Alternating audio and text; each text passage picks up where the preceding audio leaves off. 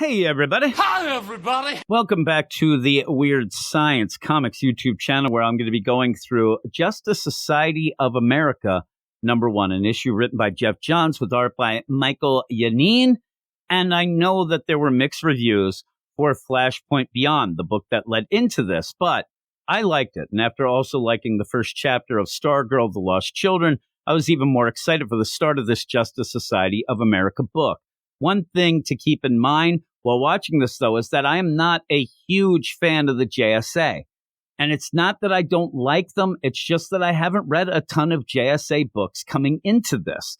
The funny thing is, though, that might actually be a big advantage to me liking this book, or at least the first issue. Let's find out why in a second. But before we do that, please remember to like the video, subscribe to the channel, and please comment below on what you thought about this issue yourself. Now, fans of the JSA have been yelling for a series for over 10 years now.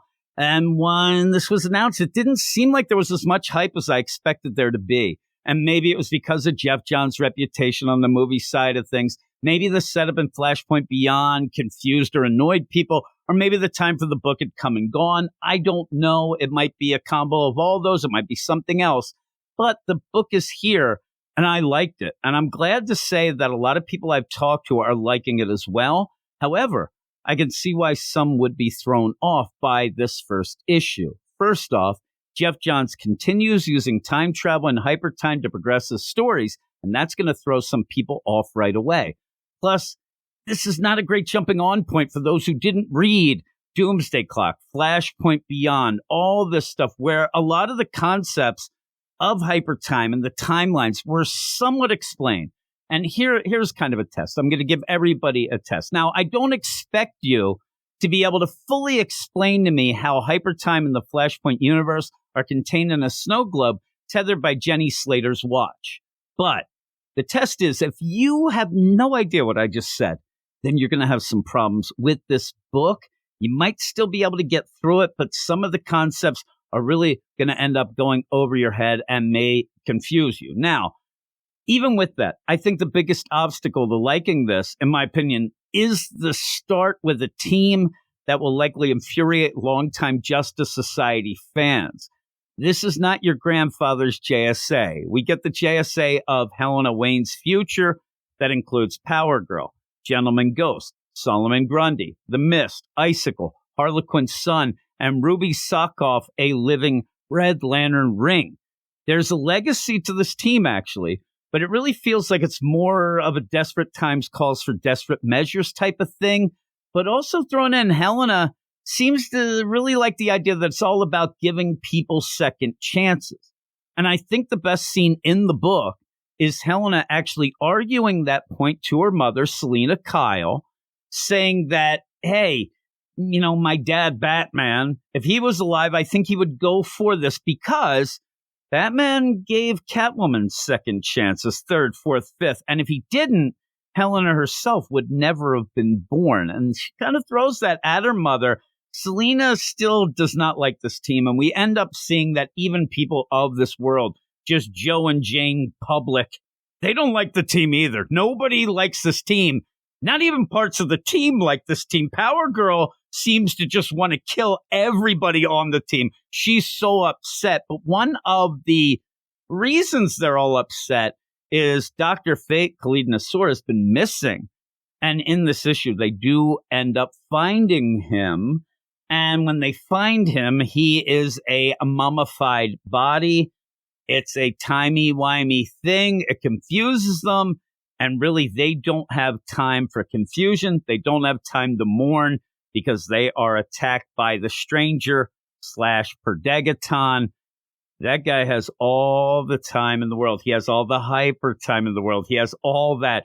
And boy, he used that time wisely in an evil way to kind of formulate an Ocean's 11 plan of death and destruction. And it is scary how planned out his attack is. And in the end, everybody but Helena is wiped out. Now, how did Helena survive? Her mother tosses her the crazy snow globe I mentioned earlier and tells her to save the Justice Society in a way that Huey Lewis indeed, he predicted back in 1985, she's going to have to go back in time. Now, listen, if you haven't read the Doomsday Clock, Flashpoint Beyond, or even the new Stargirl book, this issue might hit you like a ton of confusion. But if you have read them, I think it's pretty good. And I still need answers. But the worst thing about this issue for me, it's crazy. I wanted to see more of Helena's JSA. We end up going in, and at first I thought that this is a weird play by Geoff Johns. It seems like he's kind of poking at people with it. Hey, you wanted the JSA all this time? Well, here's your JSA. And by the end, I wanted more. And really, it all comes down to Solomon Grundy. For some reason, when I saw Solomon Grundy on that team, leaning back with his hands behind his head at the classic JSA table, I'm like, you did it, Solomon. You finally did it. Oh, my God. He looks so happy. And I wanted to see more of that. Unfortunately, I don't know if we're going to get that. I don't know that if I'm the only one who wanted that. But you end up at the end where it looks like we're going to get back to the classic JSA team with a little twist. But overall, Mikel Janin's art is great throughout this. And I am excited to see what happens next. I am fired up to see what this is all about. See this mystery develop. Remember, this is a 12-issue maxi series, so there's plenty of time for things to be, developed and explained. We'll see how it all goes. And I'm saying I like this first issue. That has nothing to do with what comes next or what comes down the line. I will be back telling you if the issues are great, suck, whatnot, but I will go issue to issue.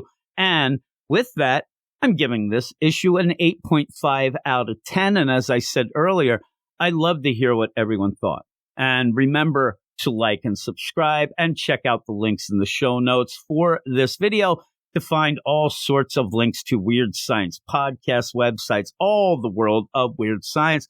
But let me know what you thought, and I will talk to you all later. Go read comics. You are all weirdos. Weird Science is the revolution. Weird Science is the revolution. Weird Science is the revolution.